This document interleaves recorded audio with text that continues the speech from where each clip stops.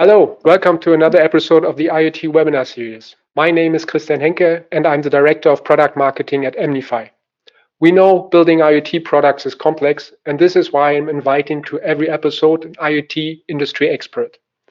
The expert will give you key tips and tricks on how to solve technical challenges and how to scale your product and operation. If you like the topic or have suggestions for a new one, subscribe to our EMnify YouTube channel and leave a comment. Now let's get started.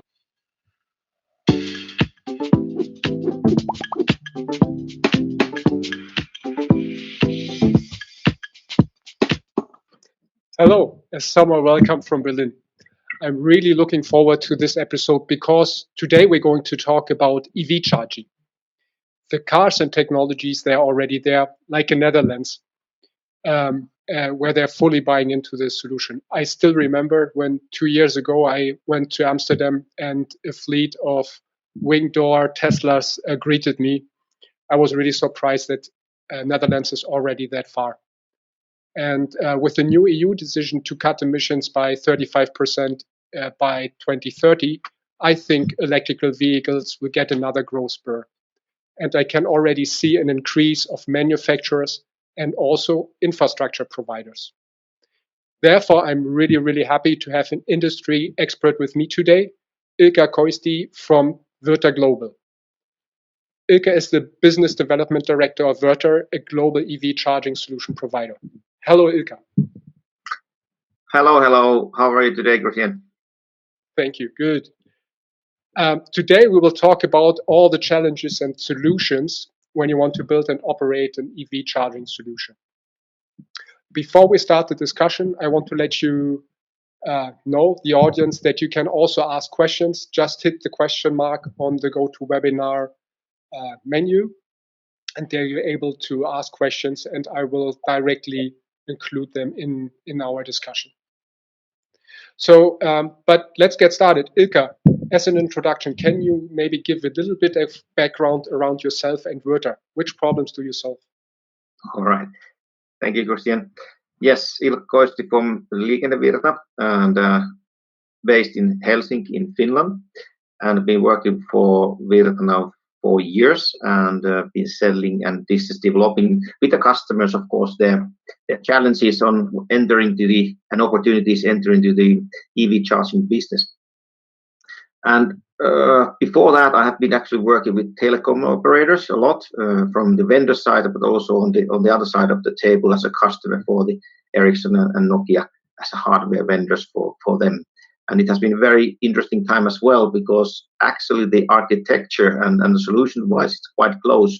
Also, how telco operators and also the EV charging operators are operating, even using the same terms like roaming and such stuff. So that's the about me, about the Virta itself.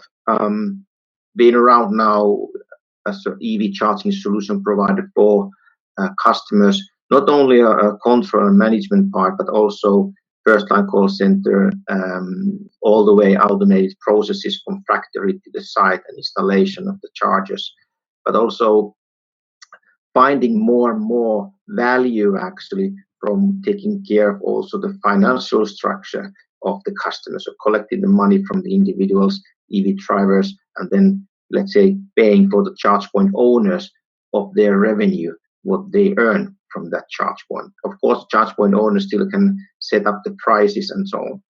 But we are not only a toolbox, so that's for sure. So we do more also as a service for our customers, so they don't need to operate the chargers by themselves.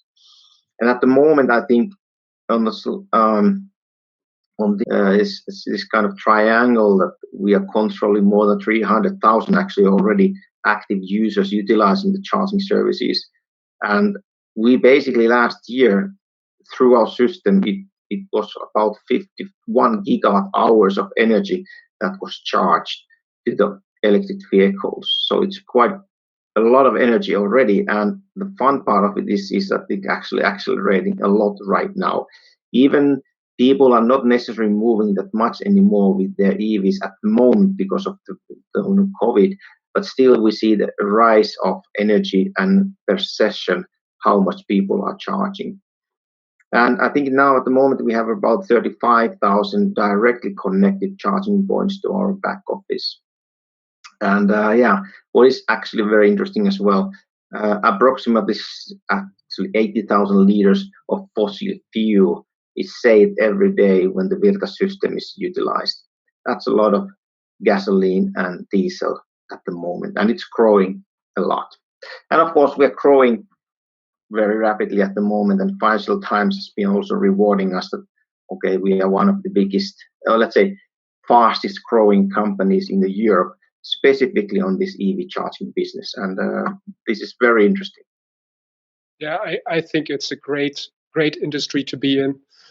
You let's say improve the world in a sense. Yeah, so your economy, and also it's a growth market. Really a nice situation you're in. And what I like around Virta is that you're basically offering the full stack. So you help basically companies or businesses run an operation system, so they can also participate in this growth. Yeah, so that's nice. Yes. Maybe I'm a product manager by heart, and I always like the technical stuff, right? So I always want to know, hey, what are the challenges that the solution solves, and maybe we can go a little bit into technical stuff. So I understand in terms of power load balancing and the impact of the grid, these charging stations obviously have an impact. But what are also other challenges that businesses are stumbling into when they want to deploy an EV charging solution? All right. This picture basically shows a little bit that the different parties involved in this whole charging business itself. And the industry is quite young. And there's a great protocol called OCPP between the charging station and back office. Unfortunately, it's not really a standard that is everyone complying in the same way. So at the moment, for example, we're handling 150 different variations of OCP protocol. And that means basically that every time when a new charging station vendor comes into our customer's network, we need to test that the protocol works. And I can assure you that it does not always work. So that is something that we need to be careful when we select the new hardware vendors into our customers' network, because there will be only a gray hair. And of course, the worst thing is that the EV driver will be disappointed if the service does not work. And this is critical for our customers because most of the case, their brand is on the charging station. And if the customer is frustrated at the charger and can't get charged his or her car, the brand will get the blame. And of course, you lose the possibility to sell the energy as well for the customer. It's actually double or even triple pain for the charge point owners. So you actually use quite a lot of time with our customers to talk with them and, hey, we have a quite great statistics, which charge station vendors are working well and which doesn't work that well. So that is, of course, one thing. The other thing is that the word roaming, what I already mentioned, it's actually a little bit more complicated than telco, so mobile operator roaming when you cross the border. Now, the charging stations in the city or whatever location can be next to each other, let's say 1 meter away or 2 meters away, but still those operators are different. So the roaming between those two chargers has to be decided if that is strategically right thing to do, which we believe, and then of course if that is technically as well possible.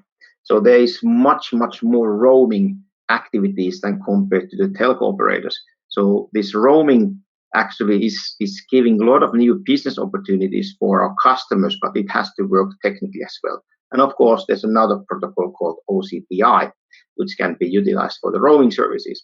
There are also some roaming hub service providers which are connecting a number of different platforms together.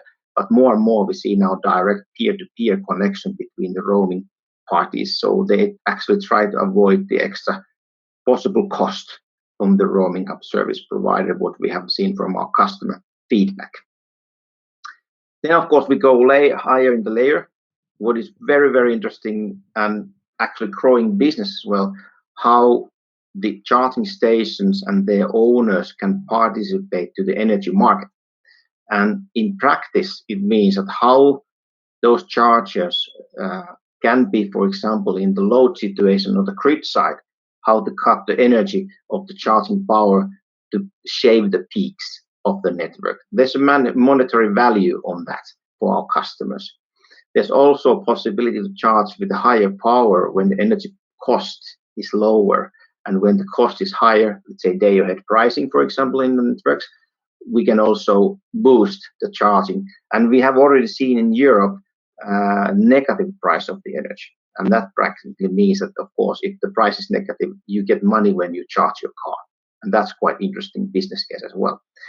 So as our governments and human beings and people, they want to use more local power production like solar and wind, it requires also balancing, because it's not stable when the sun is shining and not the wind.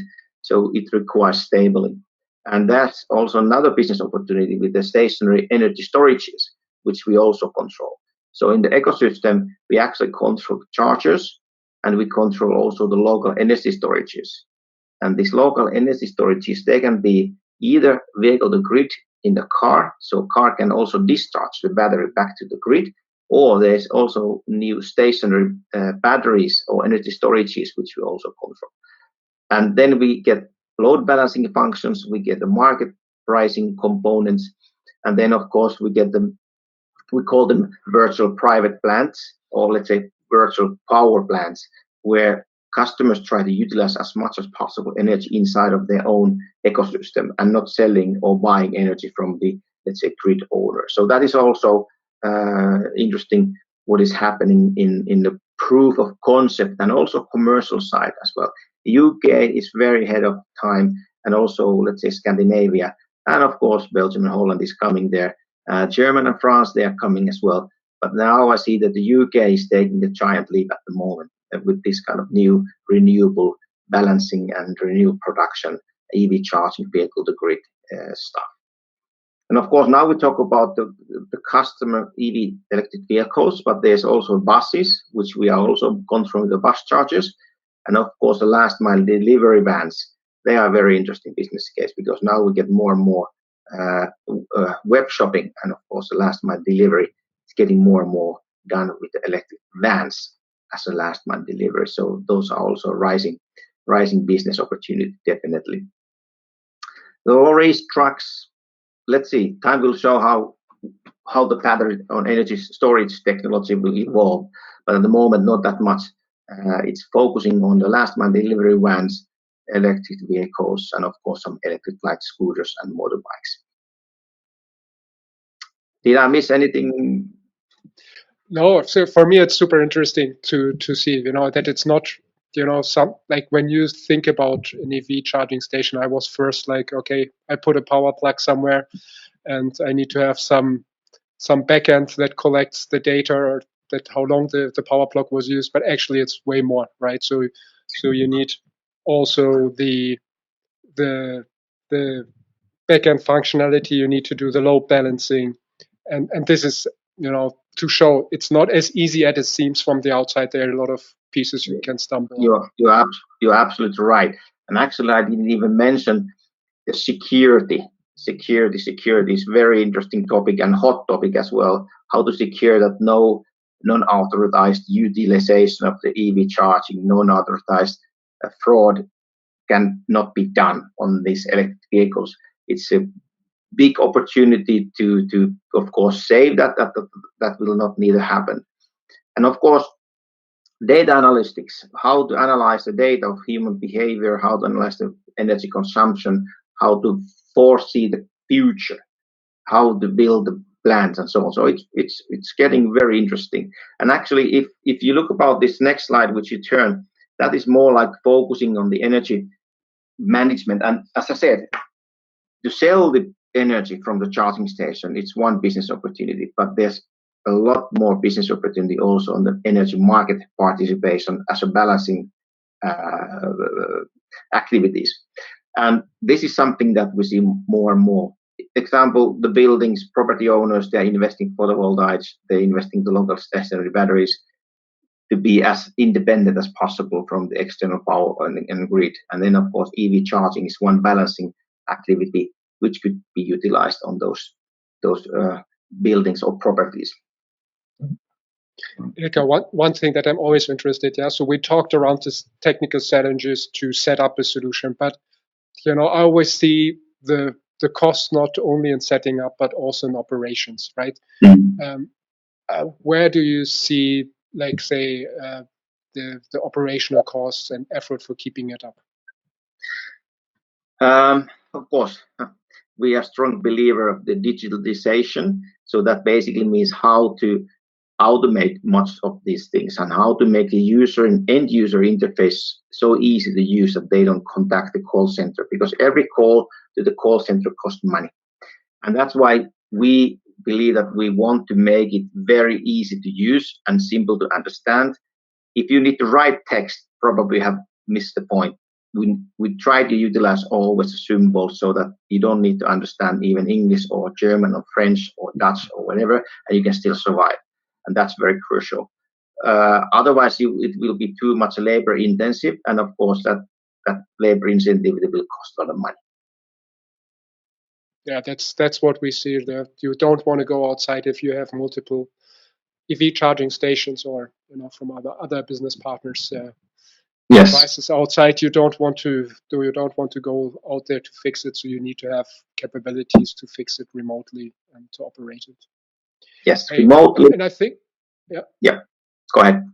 And I think that probably gives also us a kind of a bridge to the connectivity piece, right? So we, as a connectivity provider, of course, we want to understand how relevant is connectivity for the EV charging operation.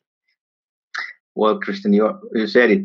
If there's no connectivity, there's no control. And of course, the chargers are built and the back office is built so that when you have a connectivity, you have a power to control it, and you can collect the money, you can authorize the customers, and so on, so on. So it's very good. But if you lose the connectivity for a while, the charging stations will actually collect data, and whenever they get the connection back, the data what has been collected will be uploaded to the back office, and then the money collection and authorization can be done again online. Okay, so for the connectivity part, and of course we as the back office vendor and also our customers, we guide them heavily that we don't actually allow them to connect the chargers without a secure connection to the back office. We want that no one can detect the data what is communicated between the back office and the charger. This not really going through any credit card details, but of course there's going user ID, where and how they have been utilizing the charging network. So that is something that we want to keep very top secret. And as well, when we authenticate the customers, we want them to be authenticated so that no one is making fraud between the authentication, because someone is paying that energy anyway. So we want to secure that the payment is also collected from the right customer.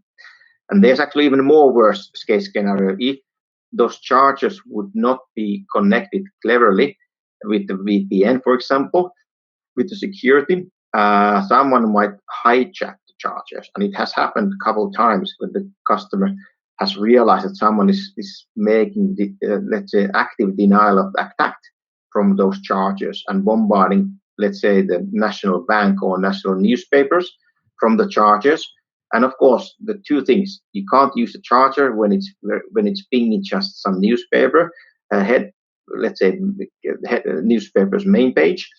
And of course, at the same time, you are losing a lot of data connectivity because you're paying for the data which you move, and that will cost you again a lot of money. And of course, the customer will get not the service from the charger. It's a triple bad again. And of course, the reputation will be the fourth bad, that your charger has been causing problems. So that is the reason why we don't actually allow our customers to connect chargers without secure connection to our back office. Yeah, and we see this throughout the industry. So in EV charging, VPN is the standard setup, and it's really mandatory to run the service because the charging station itself do not provide a proper end-to-end encryption. Yeah, exactly. Now, I think we have already seen the slide, so let's go back to the slide around the business model, right? So you talked a little bit about, around EV roaming as a traditional model to generate revenue, but how does it work? Are there any pitfalls or anything you want to highlight? Yeah, as I mentioned, the roaming is a little bit more complicated compared to the mobile teleoperators. So we call them your own charging network. And then inside of the Virta platform, you can have an internal roaming. So the customers are coming from the same platform side. So we call them internal roaming. So that's the most cost-effective roaming what you can do. There's no extra fees, anything on top of that. Okay, if the customer wants to put their extra fees, they can. But of course, now we see that that's not the trend. They allow customers to charge in their networks without an extra roaming charge, because for them, it does not cost anything more. Then on the right-hand side, you see OCPI, peer-to-peer roaming. And that is now also a trend. Major customers are connecting their back offices directly through this protocol. And they basically avoid the hub roaming service providers, which are, of course, they need to make their living as well. So they are putting some share of the revenue when it's going through the hub roaming on the left-hand side. So the growing trend is to use more and more internal charging network roaming and also peer-to-peer services through the OCPI.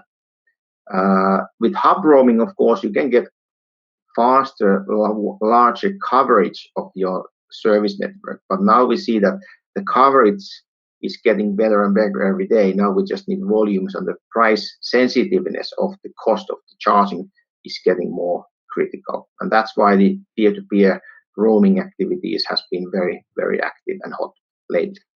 So what other revenue models do you see besides EV roaming? Besides EV roaming, like the roaming. All right. So, okay, EV roaming is of course, it's when you collect the money of charging event. But as I mentioned, the energy balancing activities, that is a growing trend also to earn more money. Either the charge point owner is earning maybe some money or revenues from that, but he or she is also sharing part of that revenue for the EV driver, because EV driver is committing to connect the car to the charging station. And then, of course, that connectivity between the car and charging station through the cable is securing that the car is available for the balancing activities for the network. And we need to remember that 1 or 10 or 100 cars is not the case. You need to have a bigger number of electric vehicles when you participate to the market.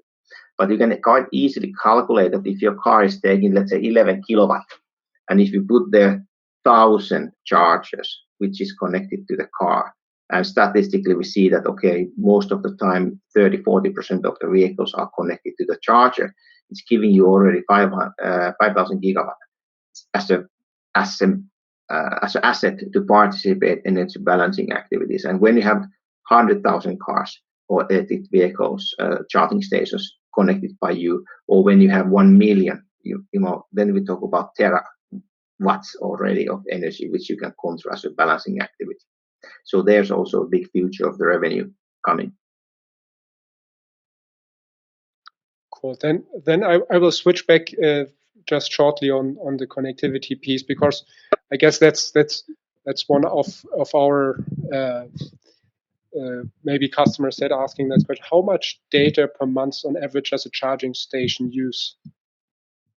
That's a good question. It's a good question. And then it's up to actually the customer, how frequently the customer, charge point owner, wants to update the availability status of the charger to the mobile application or to some website where the people can check if the charger is available or not. So it's basically also the other parameters, the heartbeat, that the charger is telling to the customer, to the back office, I'm alive, everything is okay. Or how frequently you update while you are charging your kilowatts. So some customers are complaining that, I'm charging my car and on my mobile app, it's very, very slowly updating how much energy the car has been taking in already. The reason for that is that the operators is trying to find the balance because of the data consumption. If you update the data, if you update the energy consumption every second, okay, it will cost you more than if you do it once a minute, basically. And same thing for the heartbeat. So it depends how frequently you want to show to the platform and for the mobile applications behind the platform that how the charging station is doing. Is it available? Is it broken? Or is there someone reserving that? So it's balanced. But let's say if you reserve about 3 megabytes per month per charger socket, it should be okay. Again, if you update the software remotely, as we do for those chargers, of course, that easily takes, let's say, 5 megs in a half a year if the software is updated. Again, another thing. And that is actually reminds me, some of the customers early days, they utilized prepaid data cards. And of course, that was a nightmare because the data just ran out and you lost the connection to the charger totally. And then you don't even know, is it a charger problem or is it a VPN connection problem? What is the problem? Because chargers just disappeared after the prepaid data card has been, let's say, utilized all the data. And then you lose revenue, right? So because you cannot get the next. Exactly. So it's a balancing activity, but I would say that 3 meg is quite a good number. But also, as I said, there's 150 different variants in our network about OCPP implementation. So that is also telling you that there's definitely a number of different ways to handle the heartbeat, status updates, and so on. Yeah, and as you also perfectly said, it's per socket, right? So usually behind a SIM card, there might be multiple sockets. So yes. We see also a wide range of our EV charging customers that they have from 3 to 100 meg per month, basically dependent also on the frequency people are charging. Yes, and as I said, how frequently they update. Okay, heartbeat is not that much data, but if you are updating the energy amount, how much a charging event has been utilized every second or every 10 seconds, there's a 10 times difference. Yeah. And when you have a 1 million chargers, you can imagine the amount of data. Illka, we're already getting on top of the 30 minutes that we scheduled because we don't want to, let's say, take the people for a full hour in the show. So final question. If there's nothing else from the audience, please, audience, just ask your questions. We will still keep them up. But Illka, what do you see as coming in the future for EV charging? Okay, I see that hottest trend is around the roaming. It's a balance between coverage and the cost. And now we see that the EV drivers are pushing more now the cost instead of the coverage, what they did, let's say, 1 year ago. So the cost is now driving factor where they will charge, where is the cost most effective service. And that also tells to our customers, of course, our Virta customers, who serves them best, most effective, so that no hidden costs are coming on top of the charging cost what they ask from the EV drivers. That is now it's cost effectiveness game at the moment, and the roaming. And then additional revenues are starting to fly in from the energy market participation as a policy balancing the charging network based on the grid requirements. Maybe the frequency of the grid is getting lower in certain times of the day. Okay, I will then lose some power from my chargers, and the frequency will be back again. And remember, these balancing activities are not like hours long; they are minutes max. So the end user EV driver doesn't really recognize that. Okay, the charger power was dropped, let's say 1 minute from 11 kilowatt to 6 kilowatt. Yeah, I kind of like the idea of crowdsourced battery and balancing. It's really a nice idea, and I hope that this really will help balancing out our energy problems. Illka, I think we're at the end of the session, so I'm really thankful that you visit us in the series and shared your expertise. I think it was really great insights, and thank you. I hope also for the audience that you liked what we have presented and that you get deeper insights what's needed to run a EV charging business. If you want to talk about running one, please reach out to Ilka. Ilka, where can you be reached? Actually, on the bottom, Illka Koisti at Virta.global, we have very strange this email address, and it's not .com, it's Virta.global, but my first name, family name, and then Virta.global. There you can reach me as well. Okay. Specifically, if you are looking for someone helping you to put up the business, and we can operate and run that very nicely for you. And I have to admit, I think it's really worth to visit your website. I really like the style of Virta Global, how you're communicating. It was fun talking with the team of yours, and also Thank you. And visiting the website. Yeah. Thank you, Christian.